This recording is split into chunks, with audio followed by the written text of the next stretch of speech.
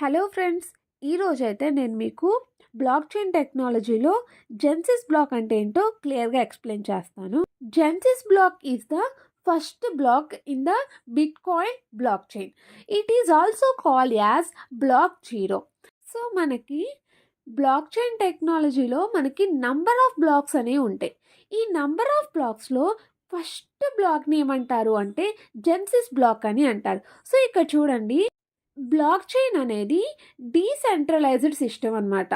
Decentralised system అంటే మనం బ్లాక్లో స్టోర్ చేసిన ప్రతి ఇన్ఫర్మేషన్ కూడా పబ్లిక్గా స్టోర్ అవుతుంది అండ్ పబ్లిక్గా మనం ఆపరేట్ చేసుకుంటాం అనమాట. ప్రతి ఒక్కళ్ళు చూడగలుగుతారు దాంట్లో ఏ ఇన్ఫర్మేషన్ ఉన్నా కానీ. Genesis block was created on Jan 3, 2009.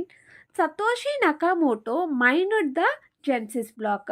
ఇక్కడ ఏంటి అంటే బ్లాక్ చైన్ టెక్నాలజీలో నంబర్ ఆఫ్ బ్లాక్స్ ఉంటాయని చెప్పుకున్నాం. ఈ నంబర్ ఆఫ్ బ్లాక్స్ అనేవి అసలు ఫస్ట్ ఆఫ్ ఆల్ ఎలా క్రియేట్ అవుతాయి అంటే, ఒక బ్లాక్ అనేది క్రియేట్ అవ్వాలి అంటే ఆ బ్లాక్ని మైనర్ అనేవాడు మైన్ చేయటం వల్లే ఒక బ్లాక్ అనేది క్రియేట్ అవుతుంది అనమాట. 2009లో జనవరి 3న సతోషి నకామోటో అనే వ్యక్తి మైనింగ్ చేసి జెన్సిస్ బ్లాక్ని క్రియేట్ చేశాడనమాట. మనం లాస్ట్ వీడియోస్లో మైనింగ్ ప్రాసెస్ ఏంటి, అసలు మైనింగ్ ఎందుకు చేస్తారు అనేది క్లియర్గా ఎక్స్ప్లెయిన్ చేసుకున్నాం కదా. వాట్ ఈజ్ మైనింగ్ అనే వీడియో కనుక వినకపోతే నేను మీకు డిస్క్రిప్షన్లో లింక్ ఇస్తాను, ఆ వీడియో అయితే వినండి. సో బ్లాక్ చైన్ టెక్నాలజీలో ఒక బ్లాక్ అనేది క్రియేట్ అవ్వాలి అంటే మైనర్స్ అనేవాళ్ళు మైనింగ్ చేయటం ద్వారా ఒక బ్లాక్ అనేది క్రియేట్ అవుతుంది అనమాట. సో ఫస్ట్ ఒక బ్లాక్ని క్రియేట్ చేసింది ఎవరు అంటే సతోషి నకామోటో అనే వ్యక్తి ఫస్ట్ బ్లాక్ని క్రియేట్ చేశారు. ఆ ఫస్ట్ బ్లాక్ని ఏమంటారు అంటే జెన్సిస్ బ్లాక్ అని అంటారనమాట. Okay, and next, the Genesis block is unique because it has no previous block. Basically, in the blockchain, the new block is added to the blockchain depend on previous hash value.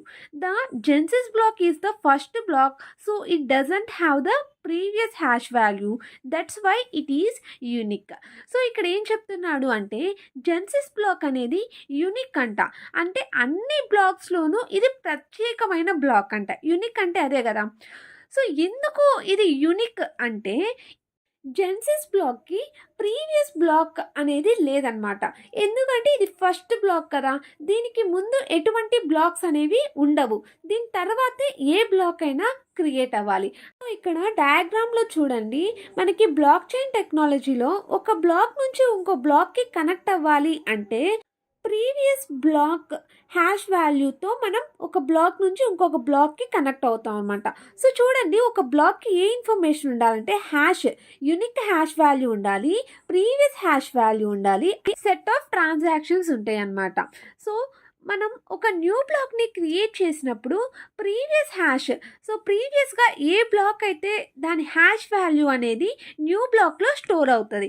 దాని ద్వారా previous black ఏదైతే ఉందో దానికి మనం connection అనేది establish అవుతుంది అనమాట. So ఇలా మనకి ఒక బ్లాక్ నుంచి ఇంకో బ్లాక్కి కనెక్షన్ అనేది ఉంటుంది అనమాట. కానీ జెన్సిస్ బ్లాక్కి మాత్రం అటువంటి కనెక్షన్ అనేది ఉండదు. ఎందుకు అంటే జెన్సిస్ బ్లాక్లో ప్రీవియస్ హ్యాష్ వాల్యూ అనేది లేదు. ఎందుకంటే ప్రీవియస్ బ్లాక్ అనేది ఏమీ లేదు కాబట్టి జెన్సిస్ బ్లాక్ అనేది unique. Okay, and next, blockchain is a decentralized ledger. In the ledger all the transactions record are stored public. Okay, నేను ఇందాకే చెప్పాను కదా, బ్లాక్ చైన్ అనేది డీసెంట్రలైజ్డ్ లెడ్జర్. సో ఈ డీసెంట్రలైజ్డ్ అంటే పబ్లిక్గా ట్రాన్సాక్షన్స్ అన్నీ కూడా స్టోర్ అయి ఉంటాయి. Okay, in the first block Satoshi Nakamoto mined and get the reward as 50 bitcoins. అంటే ఏంటి అంటే సతోషి నకామోటో అనే వ్యక్తి ఫస్ట్ బ్లాక్ని మైనింగ్ చేయటం వల్ల రివార్డ్గా 50 బిట్కాయిన్స్ అనేవి తనకి రివార్డ్గా దొరికాయి.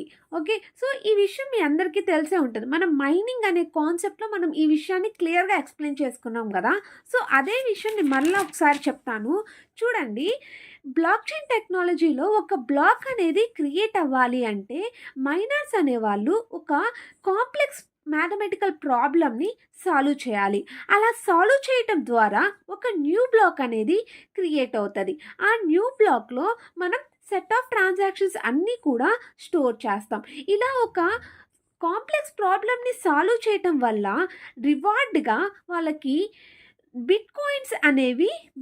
న్యూ బిట్ కాయిన్స్ కొత్త బిట్ కాయిన్స్ అనేవి రివార్డ్గా దొరుకుతాయి. అండ్ ట్రాన్సాక్షన్ ఫీ కూడా దొరుకుతుందన్నమాట. అలా మనకి సతాషి నకామోటో అనే వ్యక్తి ఫస్ట్ బ్లాక్ని క్రియేట్ చేసినందుకు రివార్డ్గా 50 బిట్ కాయిన్స్ అనేవి వచ్చాయన్నమాట. ఓకేనా. అండ్ నెక్స్ట్ ఏంటి అంటే మనకి రివార్డ్గా వచ్చిన న్యూ బిట్ కాయిన్స్ ఏవైతే రివార్డ్గా వస్తాయో ఆ రివార్డ్గా వచ్చిన కాయిన్స్ ఏమంటారు అంటే కాయిన్ బేస్ ట్రాన్సాక్షన్స్ అని అంటారు. కాయిన్ బేస్ కాయిన్స్ అని అంటారు. ఈ కాయిన్ బేస్ని మనం ట్రాన్సాక్షన్గా యూస్ చేస్తే వాటిని మనం కాయిన్ బేస్ ట్రాన్సాక్షన్స్ అని అంటారనమాట. చూడండి, ఈ కాయిన్ బేస్ ట్రాన్సాక్షన్స్లో మనకి ఒక స్పెషల్ కండిషన్ అనేది ఉందన్నమాట. ఆ స్పెషల్ కండిషన్ ఏంటి అంటే ఈ కాయిన్ బేస్ కాయిన్స్ని మనం 100 బ్లాక్స్ అనేవి క్రియేట్ అయ్యేంత వరకు వీటిని స్పెండ్ చేయకూడదు, వీటిని ట్రాన్సాక్షన్ అనేది చేయకూడదు అనమాట. ఎందుకు అంటే integrity of the network security and network integrity కోసం మనం ఈ 100 బ్లాక్స్ క్రియేట్ అయ్యేంత వరకు కూడా మనం ఈ కాయిన్స్ని స్పెండ్ చేయకూడదు అని ఒక స్పెషల్ కండిషన్ అనేది ఈ కాయిన్ బేస్డ్ ట్రాన్సాక్షన్స్కి ఉందన్నమాట. The current height of the block chain is 4,34,755 blocks. అంటే ప్రజెంట్ ఇప్పటి వరకు మనకి ఎన్ని బ్లాక్స్ క్రియేట్ అయ్యాయి అంటే 4,34,755 బ్లాక్స్ అనేవి క్రియేట్ అయ్యాయి. హైట్ అంటే ప్రజెంట్ ఎన్ని బ్లాక్స్ క్రియేట్ అయ్యాయి అని అర్థం. At the time of writing this, ఈ బుక్ని రాసినప్పుడు ఇన్ని బ్లాక్స్ అనేవి క్రియేట్ అయ్యాయి అనమాట. ఓకే, అదే చెప్తున్నారు చూడండి. The height of the block represent position of the block within the block చైన్లో ఇది ఎన్నో పొజిషన్, ఎన్ని బ్లాక్స్ క్రియేట్ అయ్యాయి ఇప్పటి వరకు అనేది హైట్ అనేది చెప్తుంది అనమాట. ఓకేనా. And next, in the block chain stale blocks are created. Stale blocks అంటే ఏంటి అంటే చూడండి, multiple miners find a solution for the same block almost simultaneously. However only one solution can be added to the block chain. So remaining solutions are stale that are stored in stale blocks. అంటే ఏంటి అంటే మనం black chain టెక్నాలజీలో ఒక black అనేది create అవ్వాలి అంటే miners అనేవాళ్ళు ఒక కాంప్లెక్స్ మ్యాథమెటికల్ ప్రాబ్లమ్ని సాల్వ్ చేయటం ద్వారానే ఒక న్యూ బ్లాక్ అనేది క్రియేట్ అవుతుంది అని చెప్పుకున్నాం. సో వాళ్ళు ఆ ప్రాబ్లమ్ని సాల్వ్ చేయటం ద్వారా వాళ్ళకి కొన్ని బిట్ కాయిన్స్ అనేవి రివార్డ్గా దొరుకుతాయి అన్నమాట. మల్టిపుల్ మైనర్స్ ఆ కాంప్లెక్స్ ప్రాబ్లమ్ని సాల్వ్ చేయడానికి చూస్తారన్నమాట. దాంట్లో ఎవరైతే కరెక్ట్ సొల్యూషన్ని ఇస్తారో వాళ్ళకి మాత్రమే ఒక న్యూ బ్లాక్ అనేది క్రియేట్ అవుతుంది. ఆ న్యూ బ్లాక్లో ట్రాన్సాక్షన్స్ అనేవి వ్యాలిడ్ చేయడానికి అవకాశం ఉంటుంది. అండ్ వాళ్ళకి మాత్రమే మనకి కొన్ని బిట్ కాయిన్స్ అనేవి రివార్డ్గా దొరుకుతాయి అన్నమాట. ఎవరైతే సాల్వ్ చేశారో ఆ సాల్వ్ చేసిన దానికి వాళ్ళకు ఒక న్యూ బ్లాక్ అనేది క్రియేట్ అవుతుంది.